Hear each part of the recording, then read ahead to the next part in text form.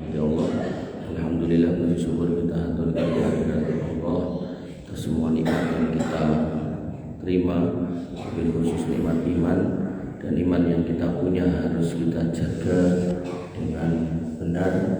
Jangan sampai kemudian kita yang jaga tapi salah. Kemarin saya dapat sebuah video ibu-ibu pakai jilbab, dia mengatakan, apa kalau saya mengucapkan selamat Natal terus ganti agama?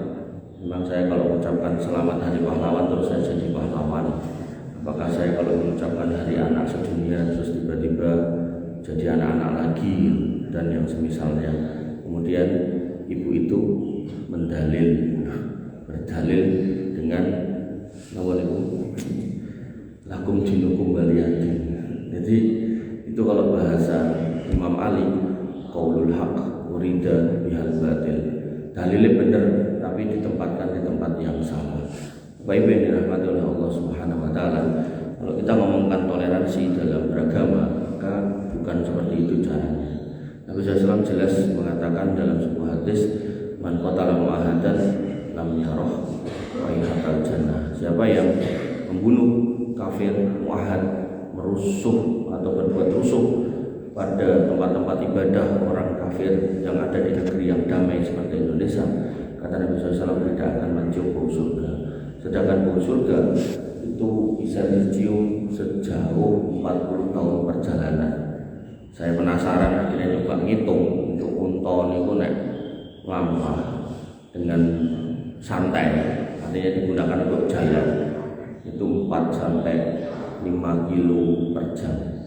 Kalau sehari itu sekitar 10 jam jalan, artinya nek 24 jam pun sama istirahatnya 10 jam jalan, maka sehari bisa 40 sampai 50 km. Nek dipengke 300 swidak, dipengke lagi 40 tahun, maka ketemunya itu sekitar 700.000 km. 700.000 km itu setara dengan apa? Setara dengan ngubengi bumi ping 17,7 kali, atau sekitar 18 kali. Sehingga ini ancaman Nabi SAW bahwasanya sebagai seorang muslim kita tidak boleh mengganggu orang kafir. Itu toleransinya, bukan kemudian dicampur aduk nggak karu-karuan mata niku. Makanya dalam sebuah ayat Quran surat Maryam ayat 78 sampai 83 dikatakan bahwasanya waqalu takhadar rahmanu walada. Mereka mengatakan bahwasanya Allah Ar-Rahman itu punya anak. Laqad ji'tum syai'an idda.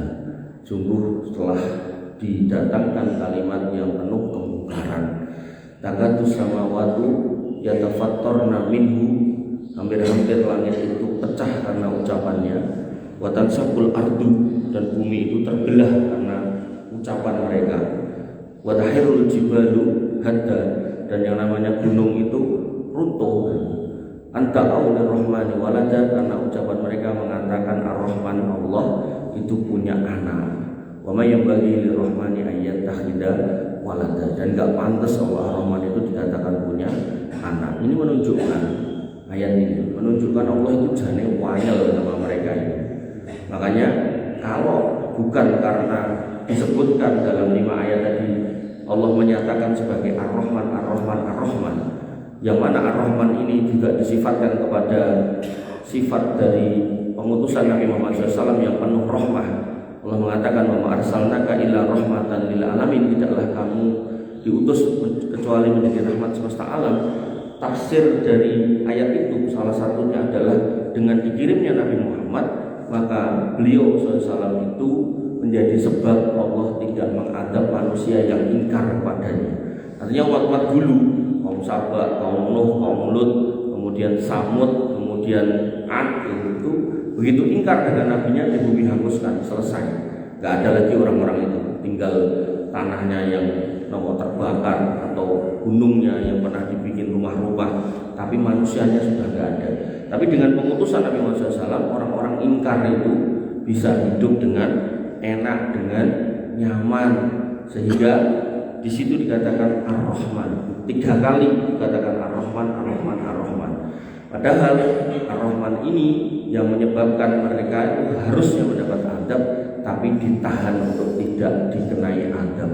Tapi sebenarnya Allah sudah ngasih apa istilahnya, kisi-kisi, sudah ngasih adab-adab permulaan. Makanya dengan titeni tanggal Desember nonton itu, bulan-bulan Desember nonton itu bencana itu sak pirang-pirang. Terus lama lah dengan titeni. Itu jane apa istilahnya, semacam pembukaan. Nek Allah itu jane anyel dengan ucapan mereka. Loh, terus pertanyaannya, kok yang kena orang Islam, kok enggak mereka? Maka kira-kira Pak, anggere ngomong Selamat Natal baru sampai bledek kan kira-kira sesuk ada ngomong Kristen apa orang? Pak.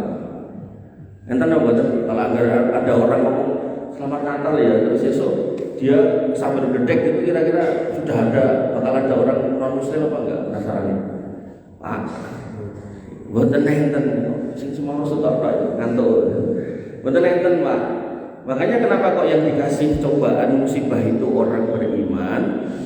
Karena dan surat Al-Mulk dikatakan liyabluwakum ayyukum ahsanu amala, untuk ngetes mana di antara kita yang imannya paling baik. Jadi iman itu benar-benar panggilan jiwa, bukan karena nopo dipaksa sama Allah. Artinya kalau orang-orang Nasrani itu hampir ngomong koyok gitu, Allah datangkan adab jujur atau kemudian tiba-tiba nopo tempat ibadah ambles terus sesuk serane orang muslim Islam kabeh. Dan bukan seperti itu sifat Allah Subhanahu wa taala. Allah menginginkan ketika hamba itu beriman itu karena dia mencari dan menemukan dan mengimani, bukan kemudian karena mendapatkan hal-hal yang seperti itu. Oleh karena itu maka yang ditimpa musibah ini orang Islam, karena orang Islam ini diminta untuk teguh keimanannya, jangan sampai meletri. Makanya dalam kasus tsunami Aceh, saya secara pribadi meyakini itu bukan adab, tapi itu sebuah cobaan buat orang-orang yang beriman. Yang mana kalau dengan pelajari tentang bab mati syahid, salah satu sebab orang mati syahid itu karena tenggelam. Dan tenggelam dalam konteks tsunami Aceh sampai 250.000 orang. Ini menunjukkan 250.000 orang Aceh lebu surga tanpa hisab, tanpa adab. Ketoke dipandang mesake ning di sisi Allah Subhanahu wa taala itu nyenengke karena terpilih. Belum lagi orang-orang yang mati syahid bisa ngajak keluarganya 70 gareng kepengke wae 250.000 ping 70 monggo niku. Pinten juta orang Aceh yang akan masuk surga tanpa hisab, tanpa adab. Oleh karena itu maka dalam bab Dajjal itu juga akan datang di hari kiamat dan menggunakan gelar yang sama, yaitu Al-Masih. Bedanya Al-Masihnya Isa itu dia diurapi, dipilih menjadi nabi. Dia nggak pernah ngaku Tuhan, ning aku menungso sebagai Tuhan. Tapi Al-Masihnya Dajjal, dia memang dipilih oleh Allah bukan sebagai Rasul, tapi sebagai cobaan buat manusia. Dia nggak pernah disuruh ngaku Tuhan, ning dhewe ngaku Tuhan. Karena dia sebagai manusia kok tiba-tiba iso nguripke wong mati, iso mareke wong lara, iso marai melek wong buta, bahkan bisa mendatangkan hujan, bahkan bisa kemudian menyuburkan tanah yang tandus dan seterusnya. Maka orang-orang yang tertipu dengan Dajjal, melihat Dajjal sedemikian sakti dan sedemikian ampuhnya, dia pun ngikut. Dia mengikut yang pertama adalah orang-orang Yahudi yang disusul dengan orang-orang Nasrani yang tak mau diluruskan oleh Isa Al-Masih. Kemudian yang ketiga diikuti oleh kebanyakan dari kaum wanita. Kenapa kok diikuti para wanita? Karena wanita yang paling lemah dalam urusan keimanan, dalam urusan keteguhan hati. Mereka mudah goyah ketika terdapat cobaan yang tidak bisa diselamatkan. Jadi Dajjal itu punya kemampuan bisa munggahke lemah niku pas-pasane metu. Nah, wong nek lagi susah ra ndidit, ngerti-ngerti nek sing ngekeki mas-masan kan ya pilih melu gitu. Nah, maka nanti puncaknya Dajjal itu akan bertemu dengan seorang laki-laki. Yang laki-laki itu dibunuh di depan matanya, dibelah dua, dilempar timur dan barat dan digabungkan lagi, dihidupkan lagi. Kemudian Dajjal mengatakan, "Duh, kowe mau urip tak pateni, terus tak uripke, berarti aku Tuhan." Nah, laki-laki ini mengatakan, "Enggak, justru kamu itu Dajjal." Kenapa? Karena Tuhanku maha sempurna sedangkan matamu satunya sakit. Dari situ kemudian Dajjal nesu lagi dan orang itu ditebas lagi. Ternyata tebasan yang kedua walaupun dengan pedang yang sama pada orang yang sama, ternyata ada seorang mempan. Pengikutnya yang menyaksikan itu harusnya melihat nek Tuhannya ini atau junjungannya ini sudah tidak sakti pandraguna, kudune meninggalkannya.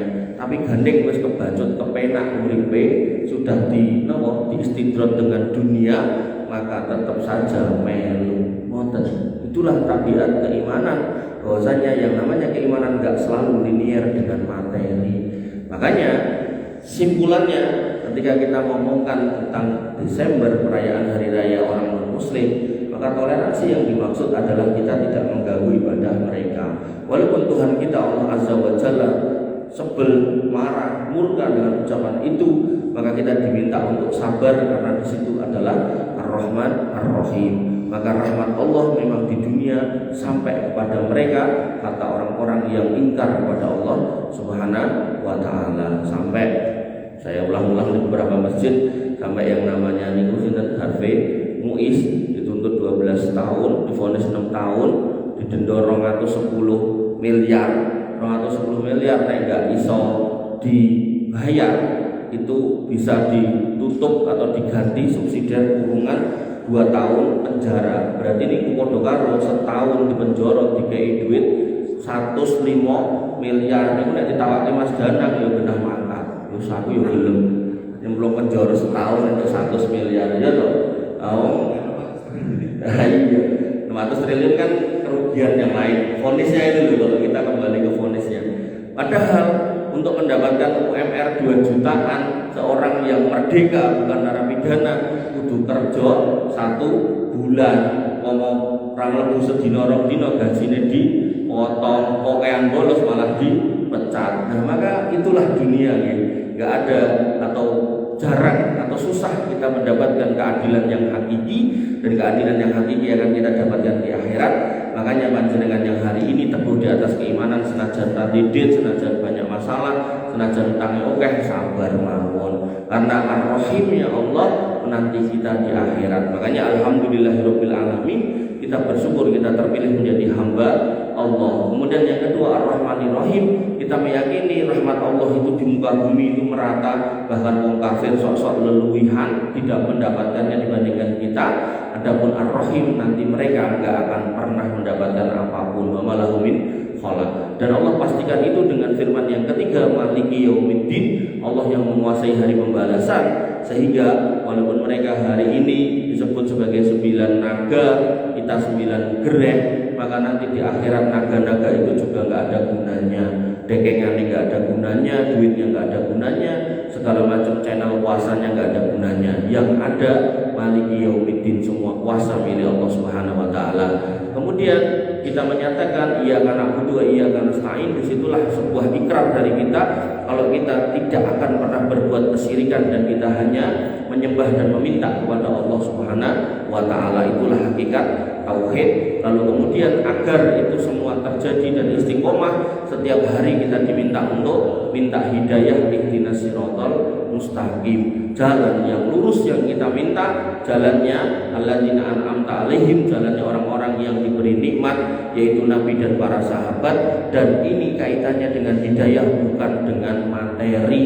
Karena Nabi Muhammad SAW secara fakta begitu meninggal, beliau ternyata masih punya hutang kepada Yahudi berupa sekarung gandum yang belum dibayarkan, tapi sudah dijaminkan baju besinya. Ini menunjukkan Nabi SAW urusan dunia buatan kata biasa-biasa mawon. Mungkin malah sugih jenengan sing omah duwe gabah sak pirang-pirang, Nabi boten. Nah, kemudian ghairil maghdubi alaihim waladdallin, bukan jalan al-maghdub yaitu Yahudi, dan bukan jalan ad-dallin yaitu Nasrani. Kenapa maghdub, orang yang dimurkai, ini disebut atau dimaksudkan adalah Yahudi, dan kenapa ad-dallin, orang sesat, ini yang dimaksud atau yang difahami adalah orang-orang Nasrani menurut perkataan para ahli tafsir yang diambil dari hadis Nabi SAW yang menjelaskan hal ini. Karena dikatakan al-maghdub, mereka orang Yahudi ngerti dalil ra gelem nglakoni, ad-dallin orang-orang Nasrani itu orang duwe dalil ning nekat nglakoni. Gampange, Pak, gampange. dua kelompok ini yang kita kenal dalam Islam sebagai istilah ahli bid'ah akut, orang duwe dalil nek tak tetep nglakoni, ning pas nanti dalil kok gak nglakoni. Maka inilah yang kita kenal sebagai ahli bid'ah. Nah, dalam konteks orang Nasrani, maka dengan bisa tanya pada siapapun orang Nasrani dimanapun, tunjukkan satu ayat saja yang menyebutkan bahwasanya Tuhanmu lahir tanggal selawe Desember. Mengkene enten nek nganti nemu mangke 10 yuto, rak bakalan enek gitu. Nek nganti tenan enek, berarti dia tulis dhewe niku. Karena itu enggak ada. Dan itu kalau kita mau ngomongkan yang lain-lain terlalu panjang temanya. Oleh karena itu maka Bapak Ibu yang dirahmati oleh Allah Subhanahu wa taala, alhamdulillah kita di atas kebenaran, panjenengan pegang dengan penuh keyakinan, ning ampun dicampur aduk ora karu-karuan, karena itu bisa membatalkan syahadat kita. Karena Allah yang mengatakan laqad kafaral ladzina qalu innallaha salisu salasa. Sungguh telah kafir orang yang mengatakan Allah itu bagian dari Trinitas. Dan mengatakan di sini ya berarti nek kita mengucap selamat ya benar ya selamat Tuhanmu lahir. Berarti kita mengimani itu. Bahkan ada sebagian orang Islam ngomong, kan rapopo malah bersaudara. Awake dhewe bapake Tuhane, terus mereka anake malah kayak ngono gitu. Ini juga enggak benar ya. Nah, kembali ke tema. Kita sudah masuk ke dalam surga nih. Kita keluar dulu, kembali lagi ke depan pintu surga. Jadi jangan sambil bayang ya. Wingi wis mlebu kok metu sik. Namanya belajar, tapi nek mengke sak tenane tenan nglakoni nek pun mlebet mboten metu melih gitu. Nah, ternyata ada dalil yang kelewat yaitu terkait dengan kunci-kunci surga. Nah, jadi kan pintunya empun, gagange empun, sing dodok empun, sing ngantri empun kan ngoten niku to. Rupa-rupane empun gitu kan. Maka ada dalil yang kelewat, artinya saya nemunya atau mengumpulkannya belakangan, yaitu tentang kunci-kunci surga. Disebutkan dalam Musnad Imam Ahmad hadis nomor 21086 dari Mu'ad bin Jabal, beliau bersabda kepadaku Nabi Muhammad SAW, mafatihul jannah syahadatu alla ilaha illallah. Jadi nek dibahasakan kunci satu itu miftah, tapi nek kunci-kunci itu mafatih. Jadi pintu surga itu ada 8 gitu. Dengan sambil mengulang merefresh ingatan, kunci surga niku ada ya. Pintu surga niku ada 8. Ini apa? Salat, poso, sedekah. Mas Dadang. Apa? Salat, poso, sedekah, jihad. Apa? Sabar, sedekah di sedekah, sabar. Terus napa? Taubat, jihad pun. Terus menahan amarah, sitok meneh napa? Pintu ridho. 8. Nah, ternyata sebagaimana bayangan jenengan nek pintu niku nggih enten kuncine. Nah, kuncine mafatih, semua pintu itu punya kunci dan semua kuncinya adalah di sini dikatakan syahadatu alla ilaha illallah. Bersahadat bahwasanya, bersaksi bahwasanya tidak ada ilah yang berhak disembah selain Allah. Makanya tadi saya bilang, orang yang mengatakan selamat hari raya ini dan itu, yang itu menunjukkan keimanan pada Tuhan selain Allah, hati-hati. Nek kuncine mengko ora kanggo, cara jenengan duwe kunci aja mlebu omah, pas ajeng dilebokke kunci jenengan ceklek, napa nggih saged. Nah, mboten saged. Makanya dalam hal ini kita harus menghayati tenan syahadat la ilaha illallah ini, sampai yang namanya Abu Thalib karena ngerti syahadat la ilaha illallah ini apa. Bahwasanya nek dia ucap ini berarti dia harus meninggalkan semua Tuhan-Tuhan itu. Maka yang terjadi dia nggak mau ucap. Padahal kalau dia ucap dia nggak kehilangan apa-apa. Nggak kon sholat, nggak kon jihad, nggak kon sedekah, nggak kon haji, nggak kon umrah, nggak kon kurban. Ucap meninggal mlebu surga. Lah penak jane. Tapi dia ngerti dari dalam hati syahadat itu apa. Makanya dia nggak mau ucap itu, karena nek ucap itu jiwanya itu kemudian harus menolak semua Tuhan selain Allah. Makanya tadi aneh ketika orang itu ngomong selamat hari raya iki rapopo lakum dinukum waliadin, salah ning dalil, ora ngono dalile gitu kan. Dalile itu konteksnya ya justru jangan dicampur adukkan. Wis ben mereka beribadah dengan kondisionalnya silakan, di tempat ibadahnya silakan, kita nggak ganggu, bahkan nggak boleh mengganggu. Bahkan Nabi mengancam, nek mbok ganggu ora bakal ambune surga, padahal surga niku baunya bisa dicium 40 tahun perjalanan yang setara dengan 18 kali ngubengi donya. Coba Pak. Maka inilah Islam ya. Ketika Islam itu sedemikian murka atau marah dengan statement itu, tapi tetap mengerim umatnya untuk tidak sembarangan menganiaya orang, nggak boleh gitu kan. Bapak Ibu yang dirahmati oleh Allah Subhanahu Wa Taala, sehingga pintu yang 8 itu nggak akan mungkin bisa dibuka oleh orang kafir, oleh orang munafik, oleh orang musyrik. Nah ini siapa mereka ini? Di dalam kitab-kitab akidah, bab-bab yang awal para ulama menyatakan yang namanya iman itu rangkaian keyakinan dalam hati yang diucapkan dengan lisan dan diamalkan dengan perbuatan. Maka orang yang mengucap syahadat, bersaksi bahwasanya Allah itu tidak ada ilah yang berhak disembah selain Dia dan Muhammad SAW itu adalah utusannya, ning kok atine anyel karo Islam sebagai ejawantah dari nilai-nilai ketuhanan dan kerasulan, maka ini yang disebut orang munafik. Cover Islam tapi anggar ngomong ke Islam, ngomong ke masjid, ngomong ke wong Islam, kuwi sing paling elek omongane. Ya itu orang-orang munafik. Kemudian yang kedua, ada orang yang meyakini dalam hatinya nek Islam itu benar, Muhammad itu baik, agamanya itu indah, nek nggak pernah terucap dalam syahadat, maka itu namanya orang kafir. Contohnya sinten Abu Thalib. Niku kafir yang paling ringan karena atine masih nyakini, makanya adabnya nanti yang paling rendah dari adab neraka. Tapi nek wis atine ra iman, ucapane syahadat ya saya meneh megah, maka disitulah dia justru menjadi orang kafir yang sebenar-benarnya kafir.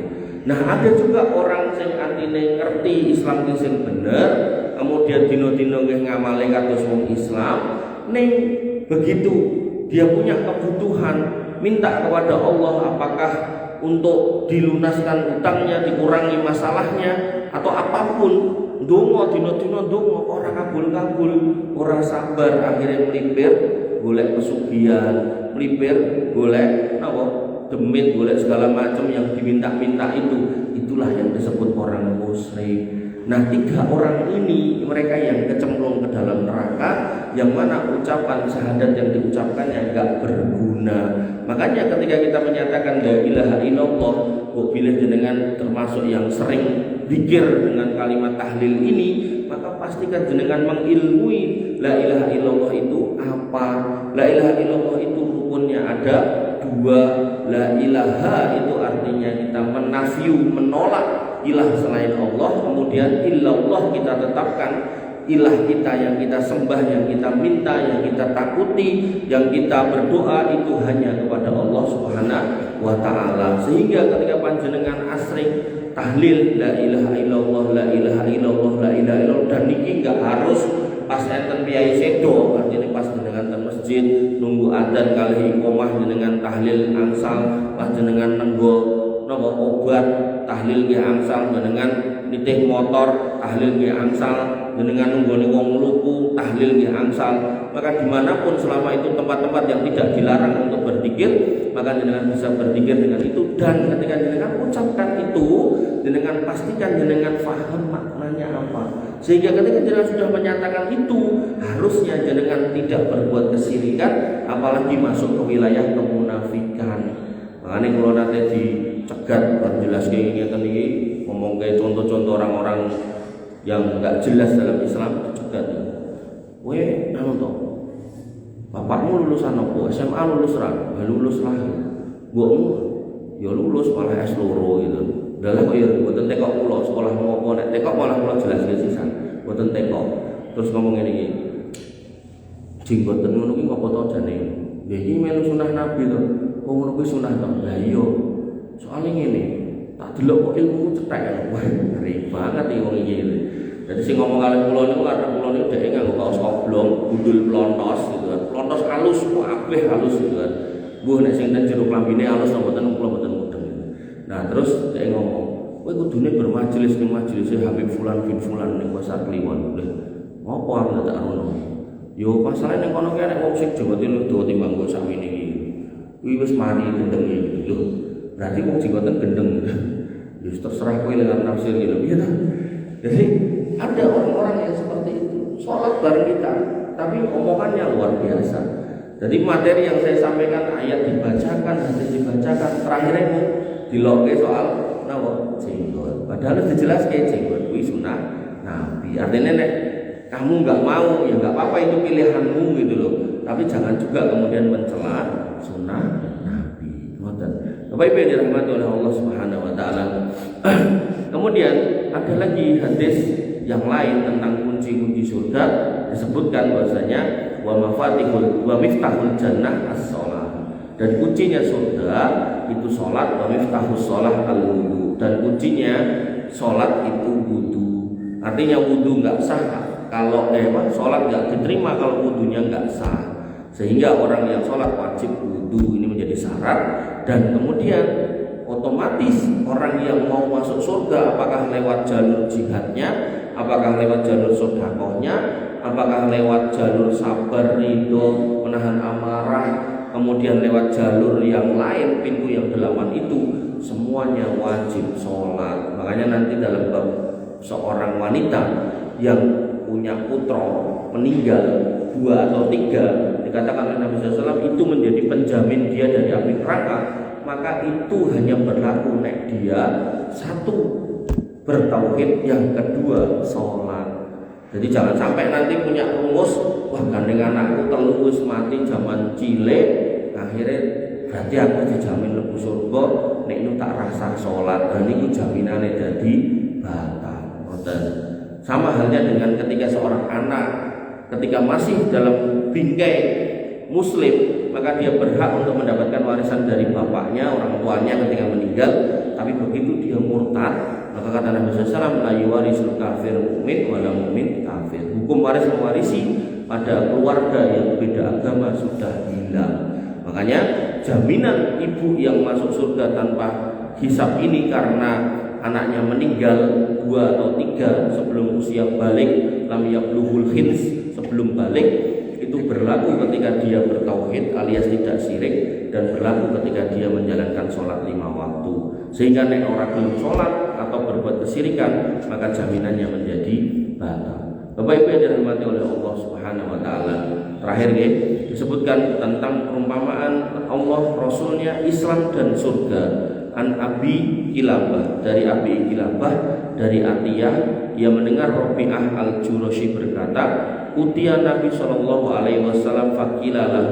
Nabi pernah didatangi dan dikatakan kepadanya, jadi ada yang mendatangi malaikat dan berkata kepadanya, li tanam ainuka wal tasma udunuka wal yakil qalbuka. Tidurlah matamu, pejamkan matamu, tapi dengarkan telingamu dan pahamilah dengan hatimu. Nah, sing ngomong niku mengatakan adalah apa? Sayyidun bana daron. Ada seorang tuan yang membangun rumah. Jadi enten wong sugih gawe omah, enten seorang majikan bikin rumah. Fasona'a makdubatan, dan kemudian dia mengadakan makan-makan. Jadi kayaknya dengan bangun rumah terus ngundang tonggone makan-makan. Nah, kemudian wa arsala da'iyan. Nah, jadi jenengan bar bangun rumah, nyepake panganan, terus ngengken piyai sanes undangan tonggo-tonggo. Nah, sing jenengan ngengken iki undang tonggo-tonggo. Undang dalam rangka makan-makan ten jero omahe jenengan. Itu kan sudah menjadi apa istilahnya uruf ya, kebiasaan di kita ya, kalau bangun rumah kan terus gawe makanan kemudian undang tonggo untuk makan-makan. Ning kadang ada istilahnya nggo slametan ngene apa gitu. Kudune nggih pun makan-makan mawon syukuran ngoten malah luwih pas. Nek slametan kan kesane nek mboten dikeki niku terus mboten slamet. Padahal mboten ngoten gitu kan. Dek syukuran malah penak. Nanti kita bersyukur bahwasanya kita sudah bangun rumah, nah, sehingga kita pengen berbagi kegembiraan dengan tetangga, itu tidak apa-apa malah. Nah, kemudian faman ajabat da'i, siapa yang kemudian diparani kali sing celuk-celuk wau kok yo gelem moro gitu kan. Dakhalat dar, maka dia akan masuk rumah si tuan itu tadi. Wa akala minal ma'dud, dan akan makan makanan yang sudah dicepakkan itu. Wa radiya anhu as-sayyid, dan ketika panjenengan masuk ke rumahnya dan makan, dan mangane kok yo lahap karena memang sing dicepake nggih enak. Jenenge wong bar bangun omah iki berarti nggih seneng, nek seneng iki berarti masakane mesti digawe enak gitu kan. Nah, mulai tonggo anyaran gitu kan.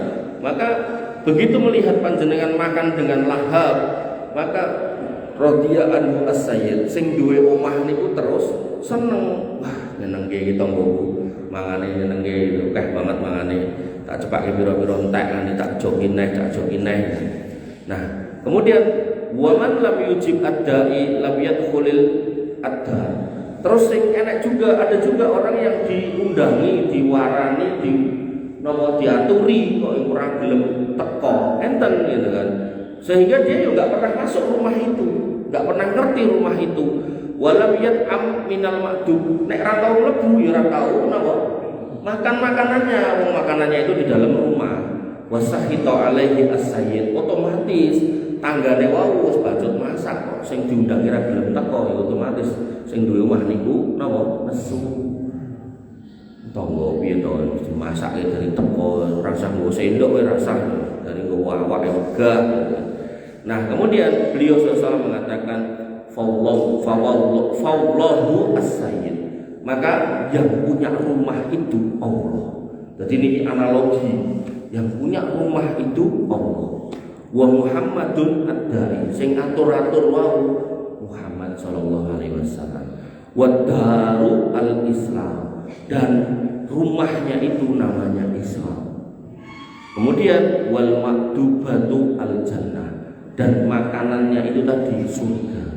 Artinya kalau kemudian Allah sebagai yang punya surga kemudian mengatakan kepada Nabi Muhammad SAW sebagai yang atur-atur menungso kae, maka orang-orang yang memenuhi panggilannya dan mau datang, hakikatnya dia harus masuk ke dalam Islam secara kafah, mengikuti syariat Islam pelan-pelan, sidik-sidik tapi pasti dan istiqomah. Maka begitu itu dilakukan berakhir dengan husnul khotimah, maka endingnya adalah jannah itulah yang disebut hidangan tadi. Tapi sebaliknya ada orang-orang yang dikandani Allah itu enggak punya anak, ya tetap ngeyel. Enak sing dikandani nek agamamu itu enggak pernah mengatakan Allah punya anak, ora apa-apa mungkin mengucapkan selamat tok lah wong dene kembali adin kan.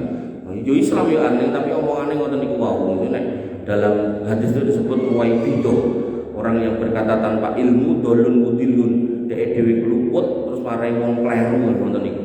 Nah, maka Bapak-ibu yang dirahmati oleh Allah Subhanahu wa taala, inilah pengibaratan tentang surga dan kunci-kuncinya, bahwasanya kita punya sayyid, punya tuan itu adalah Allah. Allah yang mempunyai Islam, dan Islam itu dibawa oleh ad-da'i, pemanggilnya, penyerunya yaitu Nabi Muhammad SAW. Maka kita sambut dan kita terima itu sebagai sebuah jalan hidup sampai kita kemudian wafat, yang harapannya kita kemudian diajak kumpul bareng Nabi Muhammad SAW untuk menikmati hidangan, yang mana hidangan itu adalah surga. Kok pilih mengatakan yang sakit kula aturaken kirang langkung nyuwun pangapunten dan tiru kalam subhanallah. Oke, pripun? Nggih. Pengucapan selamat tapi kemudian yang selanjutnya ini yang paling krusial. Ini kan menjelang tahun baru. Kemudian dari teman-teman itu ada yang tahun baru atau mengucapkan itu bagaimana. Kemudian yang selanjutnya ada teman-teman kita itu ada yang misalnya pas ada kegiatan itu kita melihatnya, contoh malah kadang-kadang ngalah, contohnya malah ngawal di gereja atau nonton pawainya orang-orang seperti itu, hukumnya bagaimana?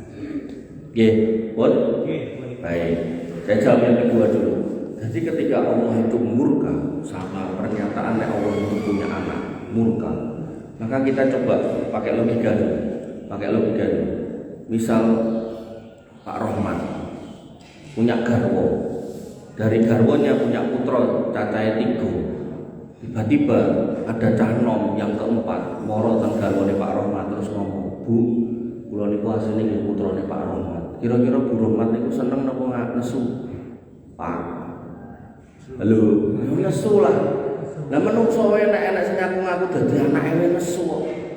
Nah, maka Allah jelas-jelas marah sedemikian rupa. Oleh karena itu, karena Allah itu marah, maka kita enggak boleh terlibat dalam kegiatannya. Enggak boleh gawe sepanduke gak boleh. Jadi nek jenengan dadi tukang sablon gak boleh nyablon sepanduke. Nek jenengan napa dodol kue jenengan gak boleh gawe kuene terkait niku. Kecuali dhek tuku ning kemudian dihadiahke menapa jenengan ra ngerti monggo, tapi nek jelas-jelas ten niku nek tulisane Merry Christmas and Happy New Year jenengan ra itu. Terus jenengan mulai nek duwe toko gombal itu enggak boleh napa gawe diskon Natal dan tahun baru, termasuk napa menggunakan kupon-kupon itu nggih mboten angsal, melu nyengkuyung melu ngramekke niku mboten angsal. Terus jenengan nek dadi tukang parkir ya ora entuk parkir ning gereja.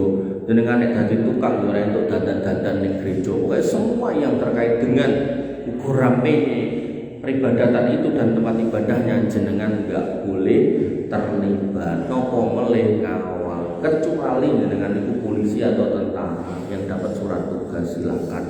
Tapi nek kita itu masyarakat sipil gitu kan, terus kenapa nganggo seragam tertentu terus akhirnya jogoten mriku kethu dikei 50.000 karo besekan karo niku, maka naudzubillah nggih iman kita rusak gara-gara niku. Napa meneh nganti ceramah ning jero gereja, sholawatan ning jero gereja niku jelas menyimpang dari akidah Ahlussunnah wal Jamaah. Mung kula sayangke adalah kenapa kok ya ulama-ulama besar kok ya ora ngelingke dijarke wae.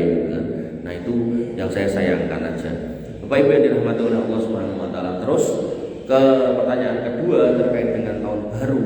Aku yakin itu bukan tahun baru Islam dan bukan kemudian kebudayaan kita untuk mengucapkan selamat tahun baru. Bahkan trompet-trompet yang disebul itu juga kebiasaan orang Yahudi bermain trompet, termasuk dengan segala macam petasan itu juga termasuk mubadir, dan mubadir itu temane syaitan. Makanya kan Saudi ini kok yang saya tahu nggih, mungkin anak wong golek-golek celah nggih enten mawon ya.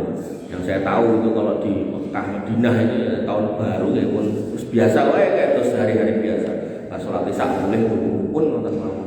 Sesuk ternyata wis ganti tahun pun wonten mawon. Jadi enggak perlu dirayakan gimana-gimana, enggak perlu diadakan apa-apa karena Nabi SAW mengatakan man tasabbaha biqaumin fahuwa minhum. Siapa yang menyerupai satu kaum dia seperti kaum itu. Ini bukan kalimat mukafirah, bukan mengkafirkan, bukan, tapi dikhawatirkan nanti ketika panjenengan pas diceluk tentang Kausar niku rene-rene nglumpuk begitu jenengan nyedak malah enten sing ngusir. Kenapa? Anta la tadri ma ahdatsu ba'daka. Kamu wahai Muhammad enggak ngerti kelakuannya mereka sepeninggal kamu pergi, kamu enggak tahu. Bukan mengikuti syariatmu malah melu-melu wong liya. Bukannya dadi wong Islam sing istiqomah malah padha kaya wong sebelah gitu. Nah, hal-hal seperti ini harus dipahami. Kalau dalam Islam itu enggak ada ceritanya sama dengan agama lain. Jadi Islam itu punya ciri khas sendiri, punya pembeda dari agama yang lain. Jadi enggak mungkin sama dan enggak boleh sama. Oleh karena itu maka itu bukan budaya kita, maka kita tidak perlu melakukan itu. Dan Nabi SAW ketika masuk Madinah pada waktu itu bertanya hari raya apa ini disebutkan, maka langsung diganti sekarang kita Idul Fitri, Idul Adha. Udah, itulah hari raya kita. Maka begitu kemudian masuk Idul Fitri dan Idul Adha, silakan bersukacita, silakan bergembira ria, silakan merayakannya dengan penuh gegap gempita, seneng-seneng, makan-makan, jalan-jalan, silaturahmi. Wonten Pak Guru tetap nggih. Wonten melih? Wonten enten? Nggih. Kirang langkungipun nyuwun pangapunten. Akhirul kalam subhanakallahumma wa bihamdika asyhadu an la ilaha illa anta